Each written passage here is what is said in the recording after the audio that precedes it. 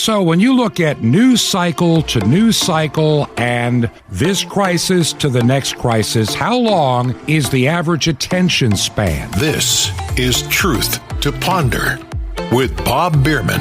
And welcome to the Thursday edition of Truth to Ponder. And I'm your host, Bob Biermann. So glad that so many of you take the time to listen on radio and even as a podcast. Well, I've been thinking a while about this idea of attention span. I can remember somebody pointing out that some people can act like a squirrel. I mentioned it a couple of days ago. Ever seen a squirrel running across, darting to and fro to a tree on the ground, almost getting run over, and their attention is so easily diverted. Oh, there's something over there. Oh, there's something over here. And too often times we look at life like the squirrel. Our attention is so easily diverted from one thing to another. And many count on that. Many that want to control you count on your forgetfulness, how fast the news cycle comes and goes, how to bury things on the weekend. Yeah, come this weekend, they can bury news stories you'll miss. You're too busy enjoying your weekend. There's been a big difference I've seen in my lifetime.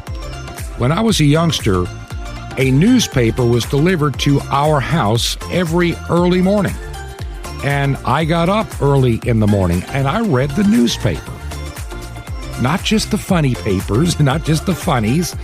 And I wasn't much into sports, but I did read national, international, and local news. Radio stations had a bigger commitment to news. But see, people's attention span, if you're on a music station now, they don't want 5 minutes of news. What are you talking about? We want the music. And of course, those that own these big FM radio stations are happy to oblige.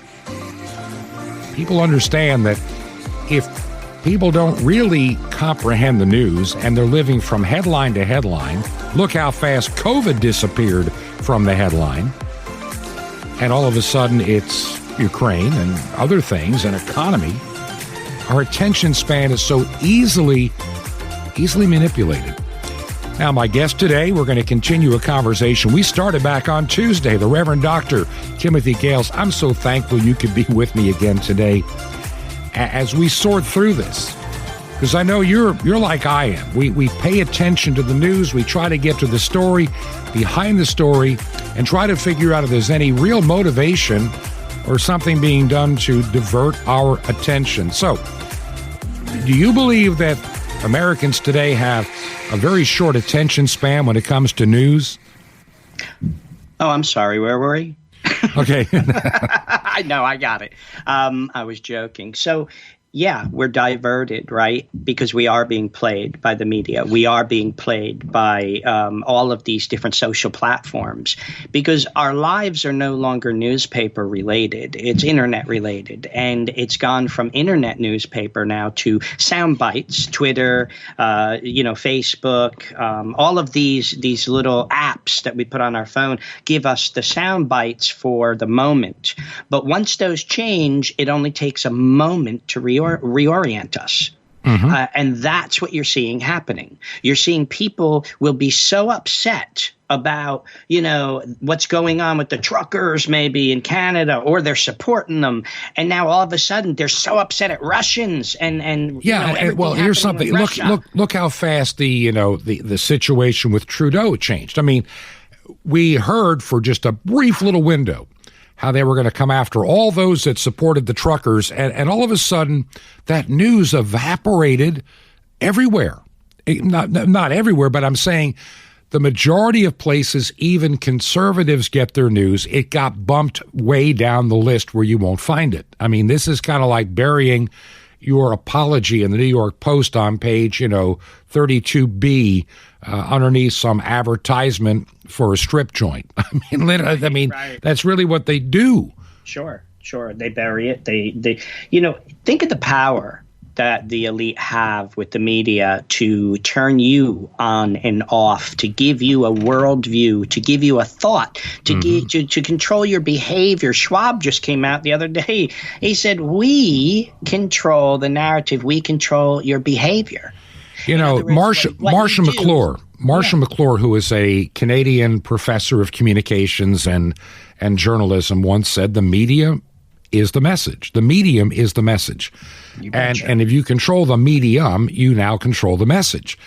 And what a lot of people are not understanding, and this has been increasingly obvious over the last several years, even these so-called conservative networks, and that are on satellite, that are on cable and streaming, and I'm listen to me carefully, because I'm a guy that spent a lifetime in media.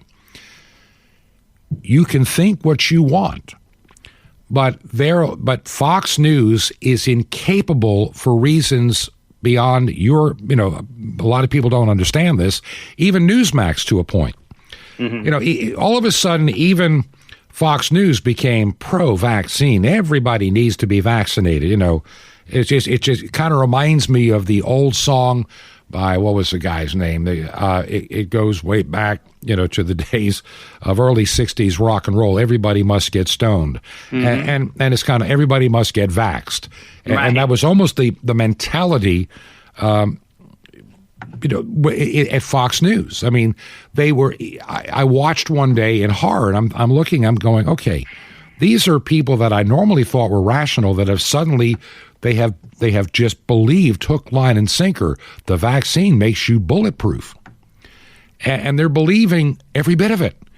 And then it's obvious. The problem with a lot of media, especially the larger ones, they are dependent upon, look, people like Sean Hannity are not living on $50,000 a year.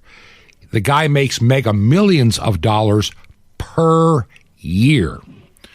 Per year. Right. These contracts to be on national radio, through basically iHeart's subdivision, which is called Premier Radio Networks, or to be on the Fox News channel every night at 9, except when you're not there because your contract gives you all these days off. These guys are making mega millions of dollars per year. All of them. Tucker Carlson, great program. But I'm sure there comes a point, there are some things they will never say because it bites the hand that feeds them. Because the only revenue that these networks truly make of any consequence is advertising. Advertising. And we pointed out, I think, last week in the program, I played you that clip, brought to you by Pfizer. How many other companies are advertising pharmaceuticals and items on Fox or Newsmax, or Medicare supplements, the whole thing. Sure. So if you go against that grain, and you're saying to this company, we don't want, we don't want your Medicare fraud garbage on our, well, that's money. And without that money, they can't afford to write the big check to Hannity every week. They can't afford to pay for Laura Ingraham. They can't afford Tucker Carlson. They can't afford any of it at Fox or Newsmax. Right. Newsmax is nowhere near the paychecks, but there's still a massive expense for distribution that people don't get. The cost of just doing streaming to people's phones is massive, let alone being on Dish Network and others. I mean, the cost to be there is huge. And unlike CNN, that you're forced to pay for it at most cable tiers, you've got to pay special to get Newsmax or Fox. And they know that people will do it. I mean, it's just how the market works. And so the more dependent any organization is on pure advertising, the more compromised I think they become. Yeah. Have you seen what do you see in the world that you live in terms of the money talks and everything else, walks? Well, that's corporate America, period. But yeah, money talks. you're always advanced if you compromise a little bit, right? So whoever has their fingers in the coffer, let's see what's going on with doctors and nurses and others today in the medical system, right? You had independent hospitals. Now you have hospitals that are beholden to bigger conglomerates that tell them what they can and can't do. And you're seeing that affect your healthcare, my healthcare, and especially during COVID. So, who's giving them the protocols? The CDC. Well, why are the CDC to be totally listened to? Well, they're the gold standard. Well, who says they're the gold standard? Well, Fauci did. Oh, actually, Rochelle Walensky said they're the gold standard. Right. What's her job there again? Oh, director. Right. She's only the director. That's right. Yeah. And look, and they're all in bed together, to use a phrase. We know that. So, yes, money talks. I don't care who you are, where you are. The easiest way to corrupt a man is through money. Some actually have some moral and a compass that they will not allow themselves to be corrupted by that, but then you're going to lose everything. And who's willing to do that? Very few. Very few. It's just an issue of courage, and in my phrase, and godliness is the way I would see it as a Christian and as a minister who, constantly wants to tell people to walk a life of holiness, but we're also affected by it too. I know. We are told that we can compromise a bit and get a better position. If I work in healthcare, so as a minister in healthcare, very often I'm told to compromise. I was told one time not to mention Jesus as God too much. Yeah.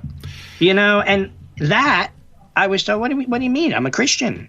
It'd be different if I was of a different faith, but I'm a Christian. I'm going to share my little experience because, as many people know, that I am also in ordained ministry and have been for 25 years, a little over now. And way back in the late 90s and early 2000s, when I was pastoring a church on the west coast of Florida, and the Lord just opened up a door, and I didn't want to do it. I just felt I can't do this.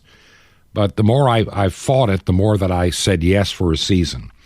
I became a volunteer hospice chaplain before they all became paid. Right. And I went through all of their training. And when I first started out, nobody ever got on me at all about my witnessing my faith in Jesus Christ. Never. But after about the second year, depending upon what company would buy out, which corporate group took over the local hospice, because number one, hospice does not cost the patient or the family anything. It's paid for by the federal government. That's how it works. And increasingly, depending which hospice office I was doing things for, because there were three that I did stuff for. They were, right down the highway. One of them was getting increasingly hostile. Well, you need to share faith in a generic kind of form, everybody, all dogs go to heaven kind of thinking. And eventually I couldn't do it anymore for them, and then eventually I gave it all up. And I can remember when a couple of years later, my wife, at the time, was a hospice patient in the hospital dying of brain cancer. And this guy comes in there wearing his khaki pants and his little, golf shirt. And he was basically no different in my mind than a Unitarian Universalist, trying to say everything works out in the end. It doesn't matter what you believe. I threw him out. He's lucky that I didn't throw him out through the window on the fourth floor. But I came about as close as throwing somebody out a window. And he was the hospice chaplain. And I told hospice, you send him here again, he will be in bandages and he will be, in the hospital for a long time if he ever walks in this room again. I'm tired of this Antichrist new attitude, coming into churches, coming into things of faith. And this started, 20 some odd years ago. You think it's any better today? No. And this is what I've been dealing with and have dealt with often. Lost jobs over it. So, if you don't compromise, there's an old saying, okay, going all the way back to St. Augustine.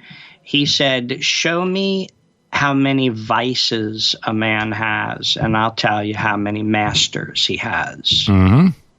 Show me a man's Absolutely. weakness, and I'll get him with one of them. Just let me see his vices. Let me see one of his weaknesses, and I'll get him with it. I'll control him. I'll get him to compromise. So a man has as many masters as he has vices. Never forget that. Here's another way to look at it. How many debts does somebody have? Yeah. I mean, they become your masters too. We don't think about it. No. But I mean, I can look at places in my life where between the car payments, the mortgage payment, the new air conditioning payment because the one at the house we just bought wasn't as good as we thought, and then the kids need this, and then a car breaks down. We think nothing of debt, and we came up in the 90s. I was as bad as anybody when they were mailing credit cards, to everybody that was breathing, and it doesn't take long before at 19 or now 23% or greater interest, you're in serious trouble. You're upside down. Right. And then the next thing you know, you're mortgaging your house to pay off the high interest rates, and you put everything back at risk. Well, years ago, usury was a bad thing, and to charge people interest or put them into debt. But debt is controllable, right? You can control people through debt. And isn't it interesting that you cannot get credit unless you have debt? Yep. Banks won't give you credit. It's almost as if they want you to have a debt, They but do. somehow that debt shows that you are responsible. You're creditworthy. You pay things up, but you're always in debt. Think about that for a minute. That's what shows the character of a person, that A, he's in debt, and then B, he'll pay that debt off. Why not just start with a clean slate, give you a loan, and see if you pay it off? Yeah, no, notice as you start paying off debt, your credit score goes down. I've noticed that. Pay off debt, your score goes down. Yeah. Want to bring it back to 740? Get more debt. That's right. I mean, it's insane. It is insane. Everything's backwards. It is. But right, you and I, we've been talking about compromise, and the world wants people to compromise. We're also, I think, forgetting too much too quickly in these recent weeks and months. We really are. We just went through a 2-year pandemic that started with videos out of China of people falling dead on the street and being picked up by guys in a hazmat suit, to the invisible enemy. The virus is the invisible enemy.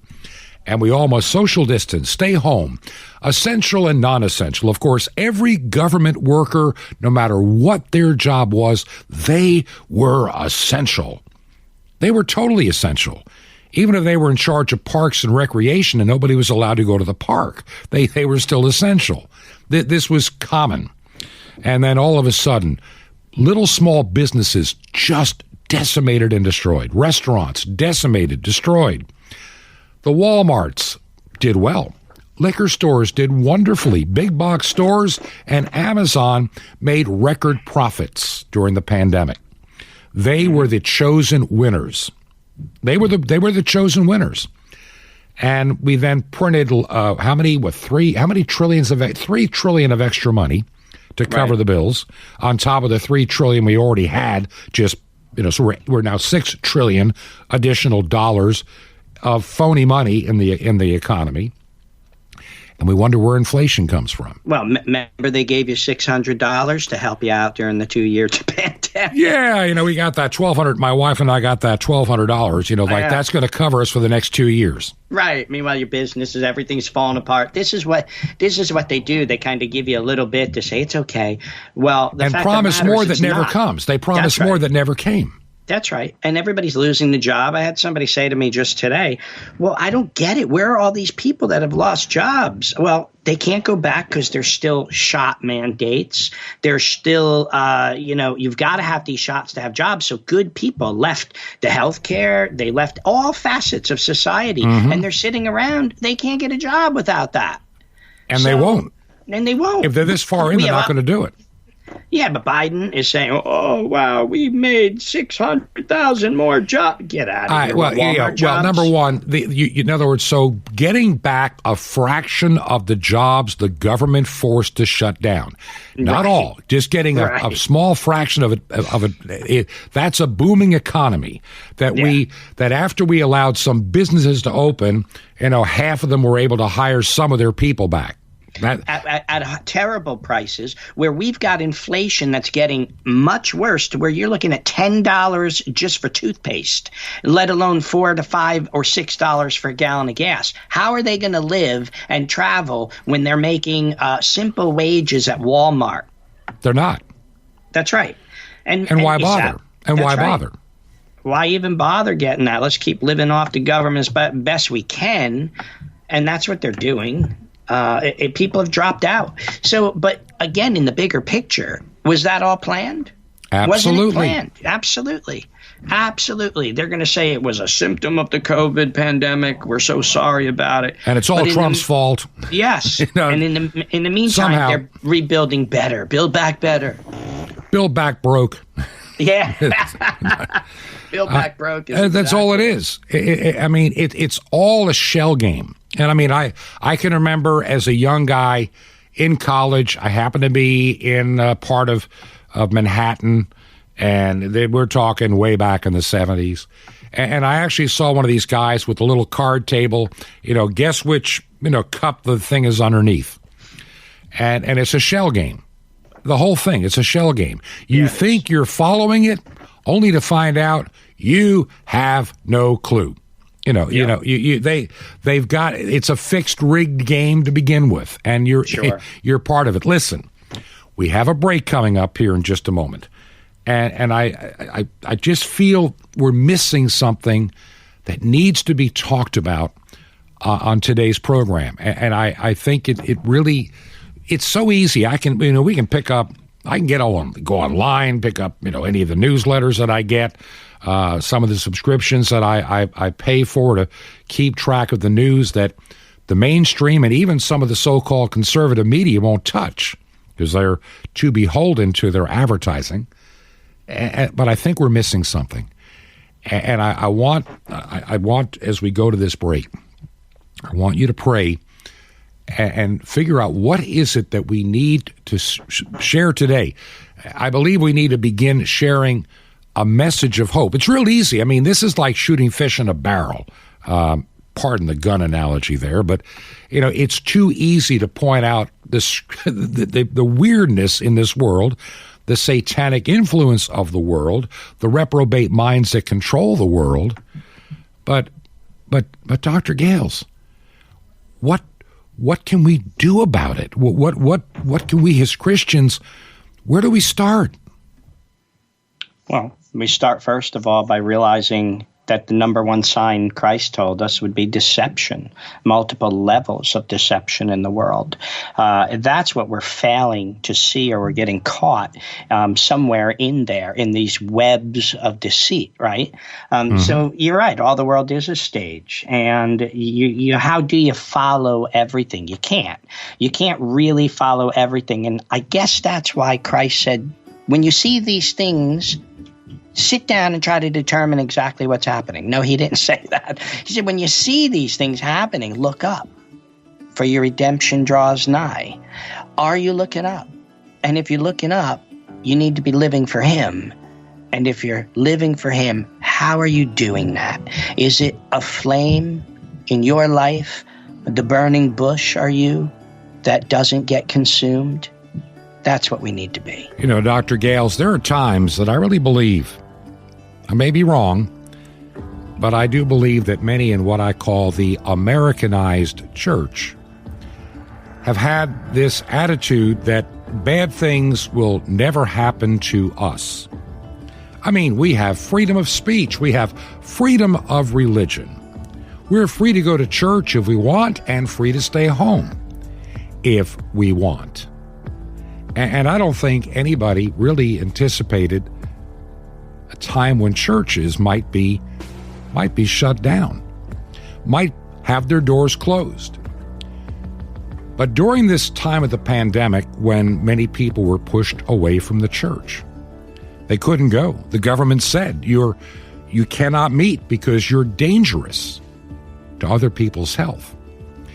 And during that same time, there was the ramping up of this conversation that the Bible is hate speech, and it too is a danger to society. I read a story the other day came out of a school in Florida.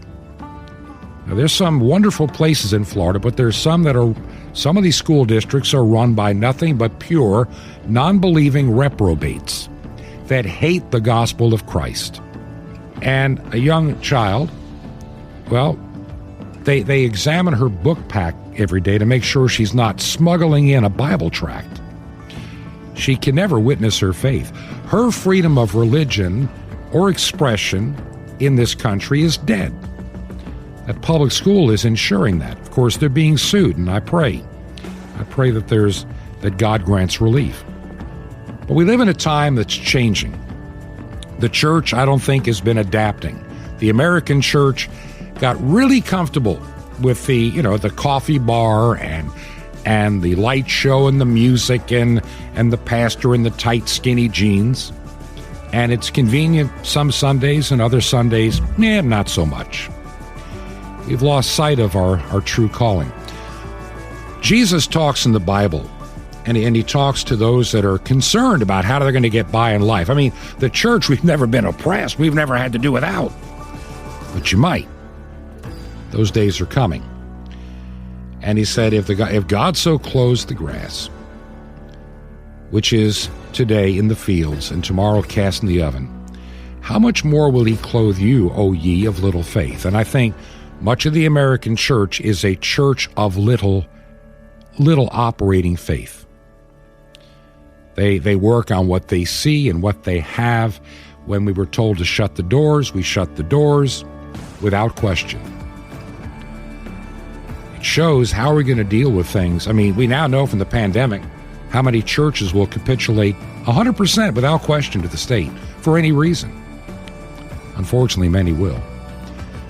Dr. Gales will be back after this break, but I want to tell the audience, if you believe in keeping us on shortwave, would you consider making a check payable to Ancient Word Radio?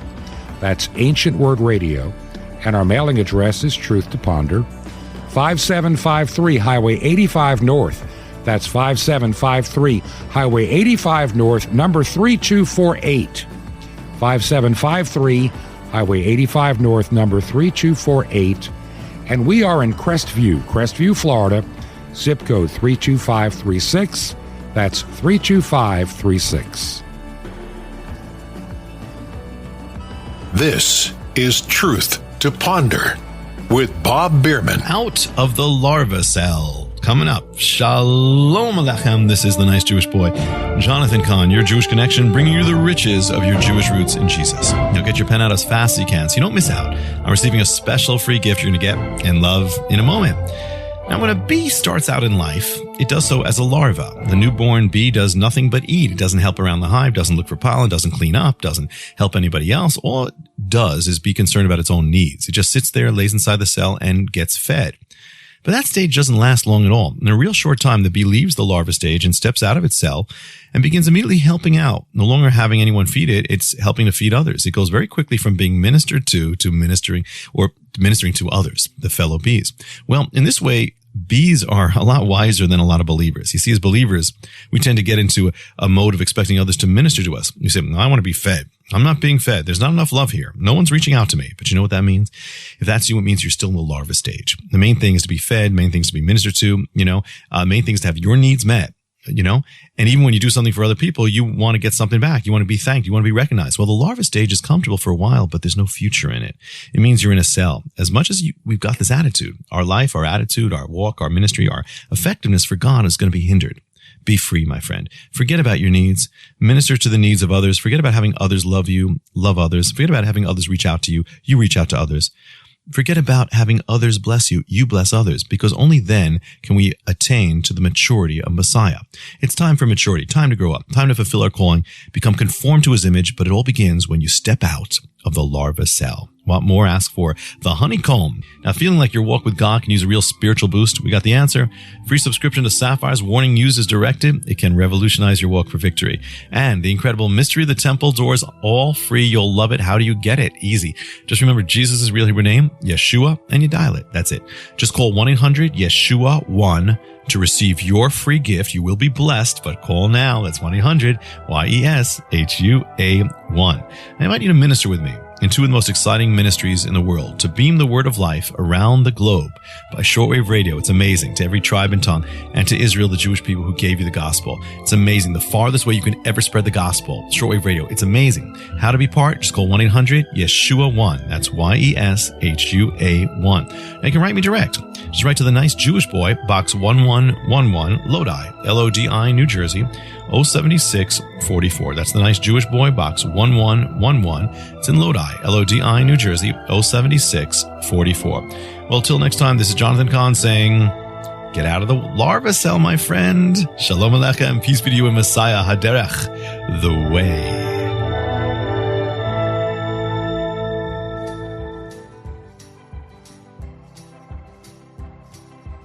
This is Truth to Ponder with Bob Biermann. And welcome back to part 2 of our Thursday edition of Truth to Ponder. And I'm your host, Bob Biermann. My guest today is the Reverend Dr. Timothy Gales, and he will be back in just a moment. I've been doing some thinking in recent weeks on the direction and what this ministry needs to be doing. Now, primarily, Truth to Ponder is a radio program and podcast. It is heard on international shortwave. And as many of you that follow along on a regular basis know that we're working diligently on a project in Florida to increase that outreach. And each day, we're drawing closer to the goal. Some of these shipping shortages you're hearing about have affected us too. Some things I expected to already see by now are now finally on the way, and it won't be long. There'll be additional frequencies and airings of this program, and I think it is important in times like these to have these alternate voices. Now, I'm also really thrilled that this program is growing as a podcast. I watch its growth each and every month. And looking back during the month of February, the growth of audience in Canada and Australia was substantial. And I want to thank those that take the time to listen in Australia and in Canada. And it's been growing in other parts of the world as well. I want to make sure that podcasting can grow as far as it can. But I'm going to keep shortwave alive. I'm not going to make this mistake that saw several ministries make. They built up an audience on shortwave for years and then decided they wanted to just do it as a podcast. Fine. And they cut off shortwave. Now, there's a twofold problem with that in my opinion. Problem number one, where are you going to get new listeners to your program? There are thousands, if not 50, 100,000 podcasts out there. How do you rise above that? On shortwave, there are not many voices like this one, and people will find it. Sure, they may enjoy the convenience of listening as a podcast, and that's fine. And so I want to keep all these avenues going, and I see some real growth ahead. Now, Dr. Gales, as we get back to our program today, you and I were talking during the break. The church. What is the future of the post-pandemic church? How is the church going to rise again to the occasion of being the church? Well, it's not going to be by putting a Starbucks outlet in your church for people, so they can have a grande while they're listening to you preach. No, we see Christians across the country that are already in the catacombs. We see Christians across the world that have suffered immensely and have remained in the catacombs in different countries through the oppression. The story of the catacomb church is that it became very small and yet very faithful. It was purified in a way by their persecution. And let's take in the Russian Revolution, you had many priests that were crucified on the front door of their church because they would not capitulate to the Bolsheviks. And so you had people who would take a little hole. They dig a little hole that you would kind of crawl through, and then you'd go in a room that was no bigger than like a large-sized bathroom. But down there, the bishop or the priest would go, the minister, and a handful of people would come, and they would whisper service, but they would say it, and they'd have a dog tied up outside. If that dog started to bark, they'd blow the candle out, and everybody would just be as silent as they could be. And eventually, they could be caught, and they would be dragged off to gulags. Don't think that can't happen here. Look at what's already happening in the world. Look at Canada. Policies. Look at Canada. Right. Yes. Dragging pastors out putting them in jail. Surrounding their churches with fences and dogs to keep them out. Think of that. Where is the freedom of religion? That was a sham. It's gone. It was a sham. You had it for a very short time, and then you did the 501c3, which ended up really controlling you to an extent of what you say. I know. And that was just incrementally coming in. But the whole idea, if we're really living in this paradigm of good and evil, of God and Satan, right? And we're in a spiritual warfare, then you need to understand everything. Ukraine, everything is going after the church and Christ. Everything. Because the God of this world, as Jesus named Satan, who has but a short time, he wants to decimate the church. He wants to destroy it. We know the gates of hell aren't going to prevail, but they're going to come pretty darn close. That's right. And he lets us know that. Many are going to suffer. And if you read, I suggest people read the early church martyrs, because as you read them, you will begin to see not only the heroic ones that suffered untold tortures, but you would also see those who at the point of being tortured immediately pinched the incense to Caesar and said, I'm not a Christian, and they ran. And my question is that you? Is that going to be you? And if you don't know, then it's time to get serious about your faith. If you don't know, you probably are not in. If you don't know, you probably are not. Yeah, there was a story I was reading of a young boy holding on to his father. He was a Christian. This was in the 3rd century under, I think, Diocletian's persecution. And this young boy's holding on to his dad, and the dad is getting ready to go be killed. And the wife said, honey, please, if you get killed and die, it's going to leave me, a widow, and I can't provide for our child. And he looked at the two of them, and he gave his son a kiss, and he gave his wife a kiss and a hug, and he said, honey, I know, but I'm a Christian, and I'm not going to deny my Lord, and he'll take care of you. And that was it. He left, and he was tortured and killed. Could you do that? I would say most that go to the the church you described that has the the Starbucks in the narthex, if you want to. Not that they'd even know what a narthex is, but I mean that has the Starbucks and the bookstore. Buy our latest books and DVDs and CDs McDonald's. and everything else. Look, I'm not making fun of that. I'm just saying it was a norm before COVID that was growing and people liked it. The Contemporary Church, and it was somebody. One of the listeners to this program wrote me something. This is back when I did Your Weekend show. Actually, maybe when I first started this program. Yeah, matter of fact, it was. And I had made a statement. It's probably like in September 2020, maybe like in our second month. And I'm talking about the church, the theater church. And the controlled environment. And this young lady wrote me this beautiful email and said, I discovered you, someone had shared with your program with me, and I listened, and you happened to talk about that one day. Said, here's my experience. I went to one of those kind of churches for years. And then when the pandemic hit, they went online. Wonderful, we're online. And she said, it's then I realized it's a show. It's a TV show. It's all scripted. There was nothing about the moving of the Holy Spirit or any of it. It was all a show. And it made her realize this is not church.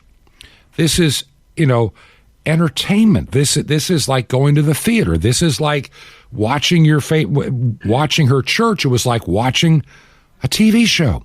Well, there's a big difference, right, in the way things are viewed today.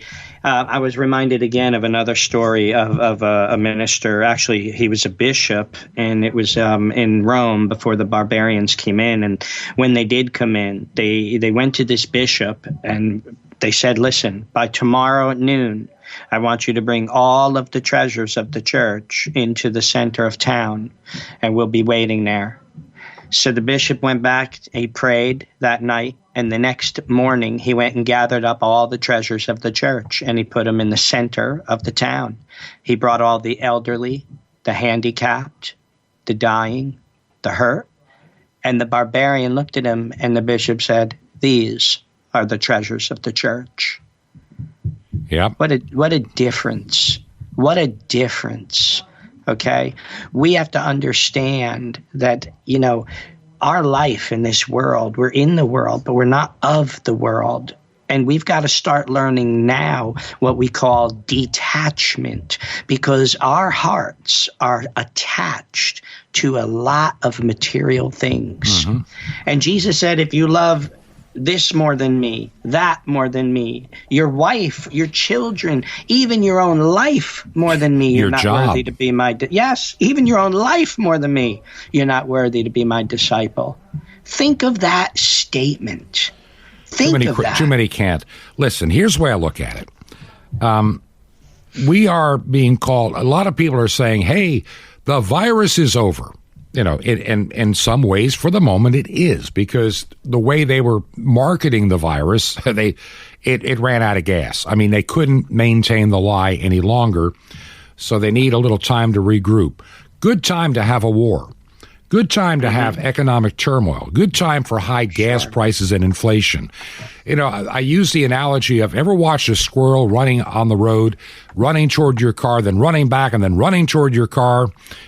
They get so diverted by, oh, I see a bigger nut over there. Oh, I see this over here. They can't focus. And the media and the elites are trying to keep us so disoriented. COVID has disappeared, but now we have a war. Oh, by the way, there may be food shortages. Oh, by the way, we can't get parts to build new cars. Oh, by the way, and it just goes on and on and on. What can we do?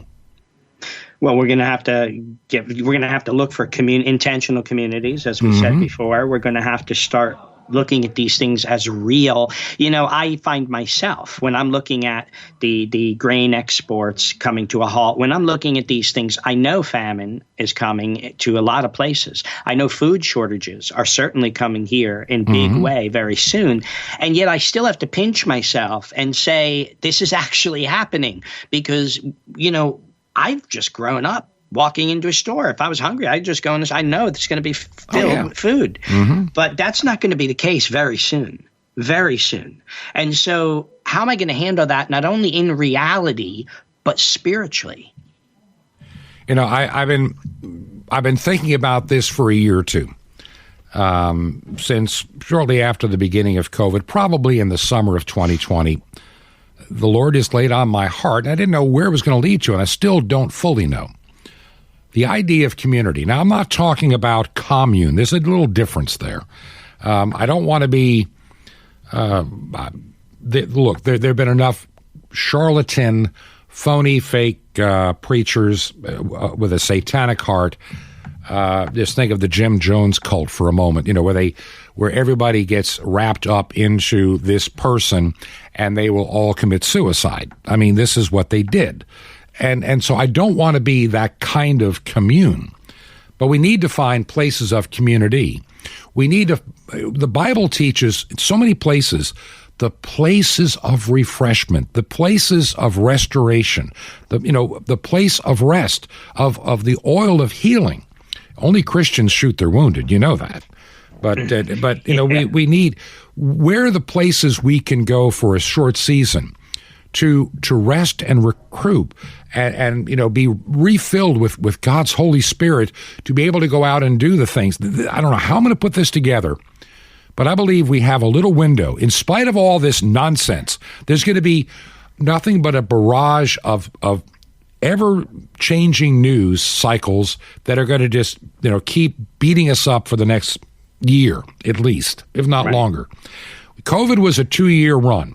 Now we're going to be beaten up by, the crisis of the month club.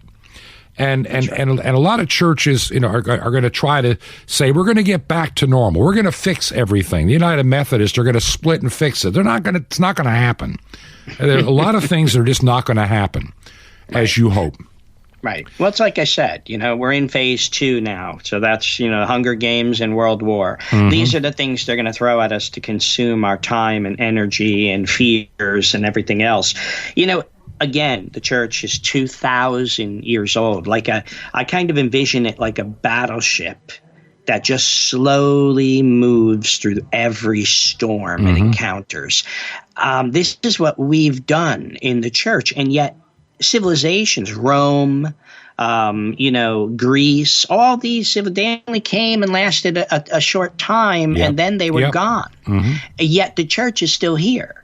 So we have to remember that. We have to remember who we are in the church. And secondly, they've lasted through all types of politics, all types of kingdoms, all sorts of stuff.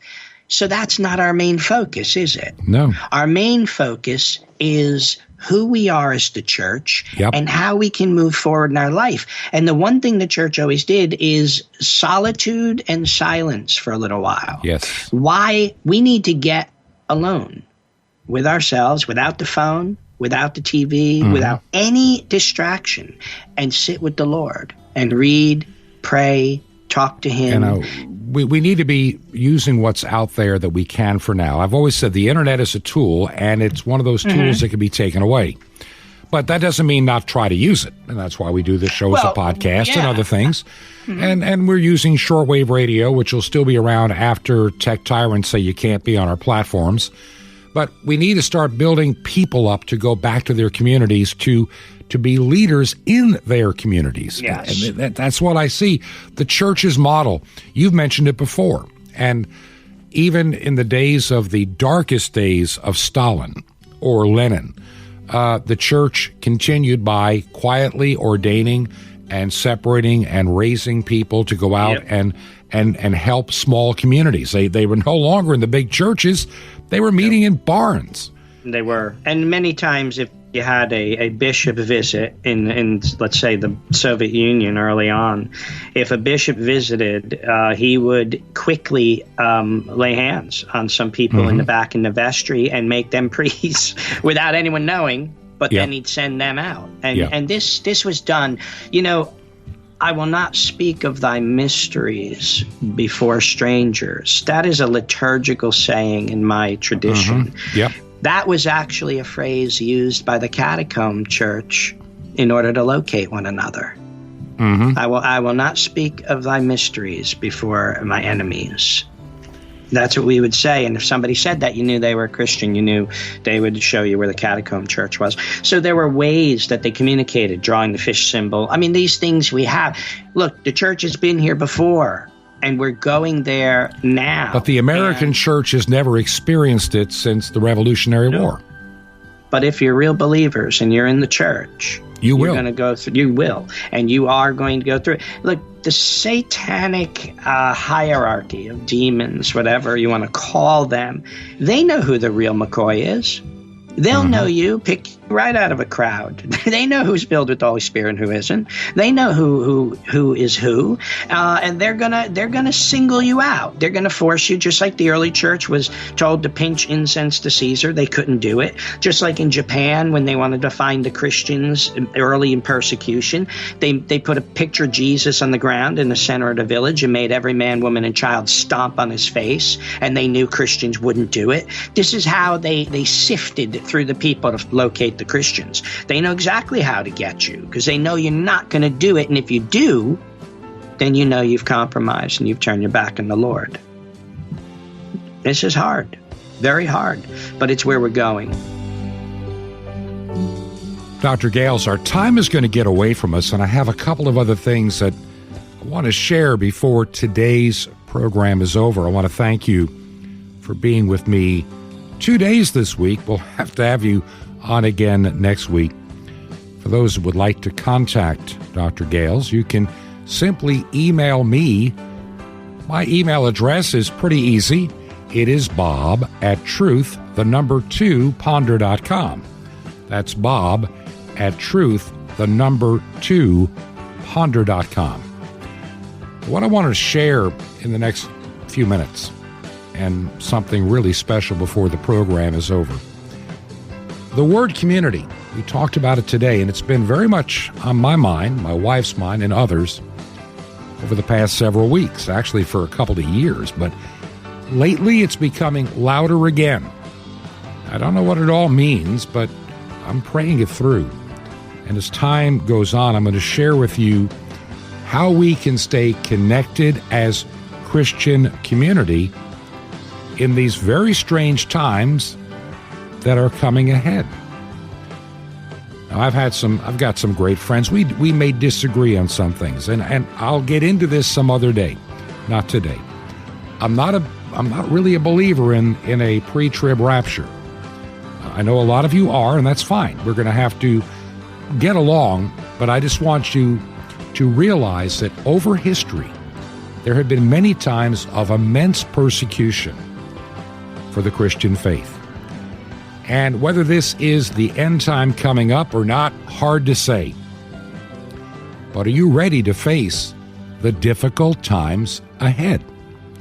Christians through the centuries have learned to work together, not so much, in a living in a compound, but they could develop by the power of the Holy Spirit community.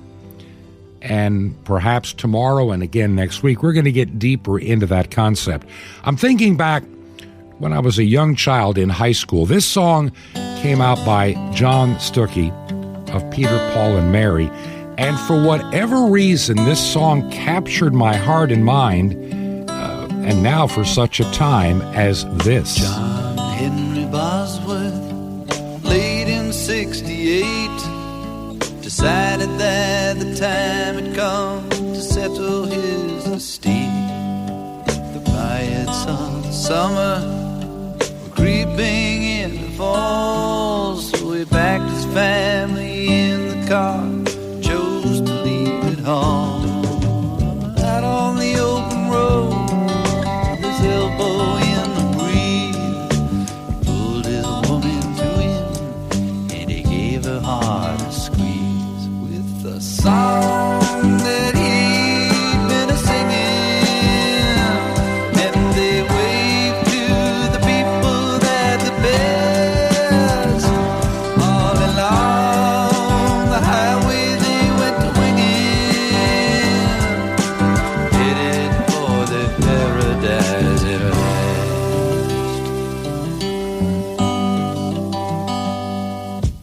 John Henry Bosworth's family on the farm. Elizabeth is sitting knitting from a ball of yarn. Kool-Aid's in the kitchen and Buttons up in a bed, and Johnny takes a long pull on his pipe and lays his head back in the easy chair with a good book in his hand. He closes his eyes and thanks the Lord for making him a lucky man. With the song that he'd been a-singing, and they waved to the people that the best. All day long, the highway they'd been a-winging, headed for the paradise at last.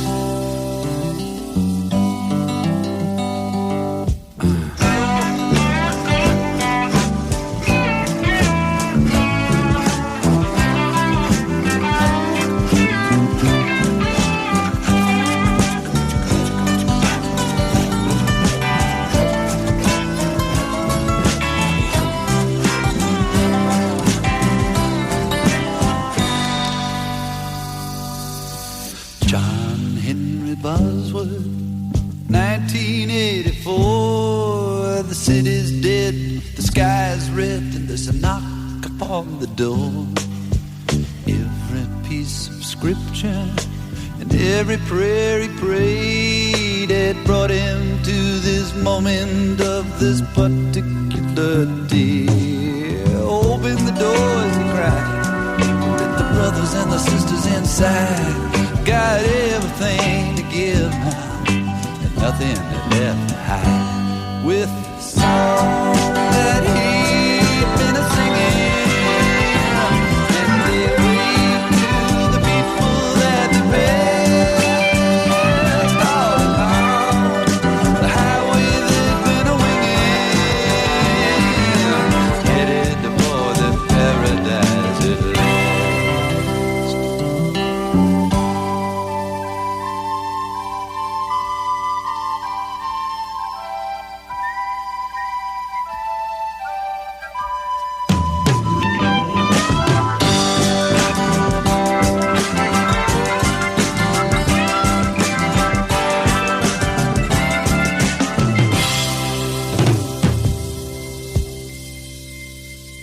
And I was wondering if you had been to the mountain to look at the valley below.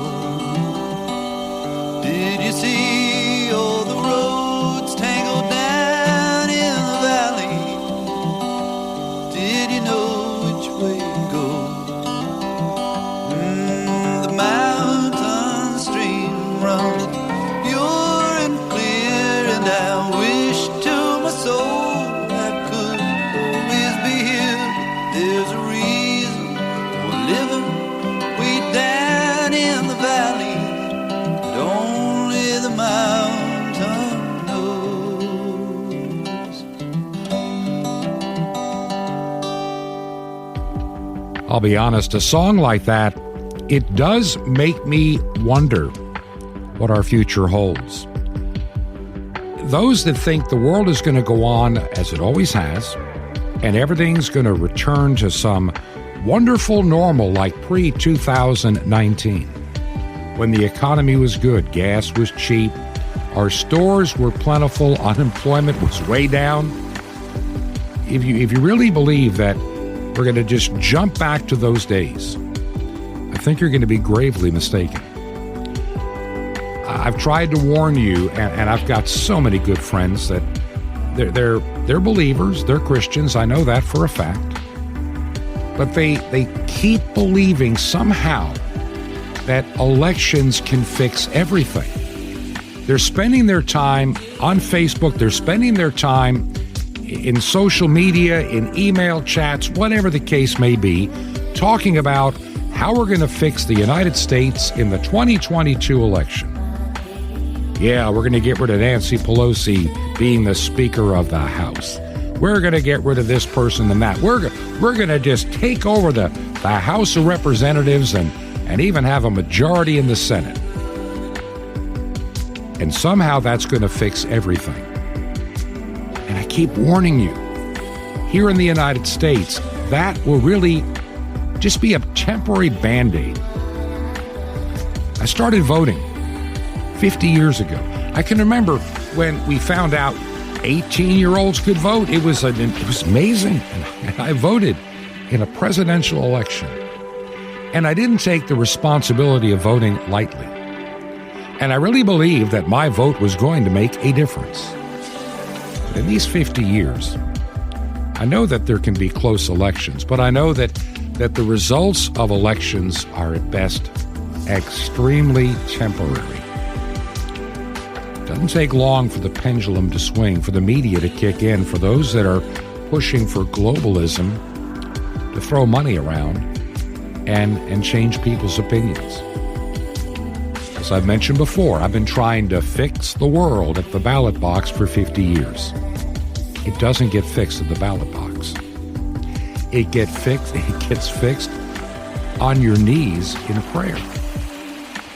The reason we do this program is to sift through all the news headlines and the nonsense and the fake narrative.